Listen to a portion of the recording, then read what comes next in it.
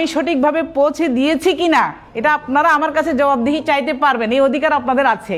আমি যদি না দিই তাহলে আমি কেন দিই না এই প্রশ্ন করার সুযোগ আপনার আছে। এটা আমার ব্যক্তিগত কোনো বরাদ্দ না, আমাদের সংগঠনের জামাত ইসলামের কোনো টাকা না, এটা সরকারের বরাদ্দকৃত অর্থ। আমি আপনাদের জনপ্রতিনিধি হিসেবে আপনাদের কাছে পৌঁছে দেওয়াই হচ্ছে আমার দায়িত্ব।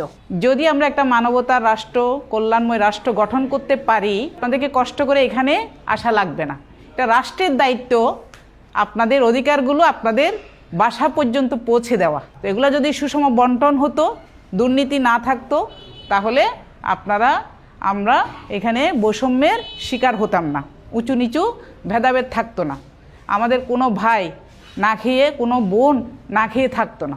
তো আমাদেরকে সেরকম একটা রাষ্ট্র প্রতিষ্ঠার জন্য আমাদেরকে চেষ্টা করতে হবে, যতদিন পর্যন্ত ওই রাষ্ট্র প্রতিষ্ঠা না হয়। তো সেরকম একটা রাষ্ট্র কায়েম করতে হলে আমাদেরকে ওই রাষ্ট্র কায়েমের জন্য যারা চেষ্টা করছেন তাদের সহযোগিতা করতে হবে।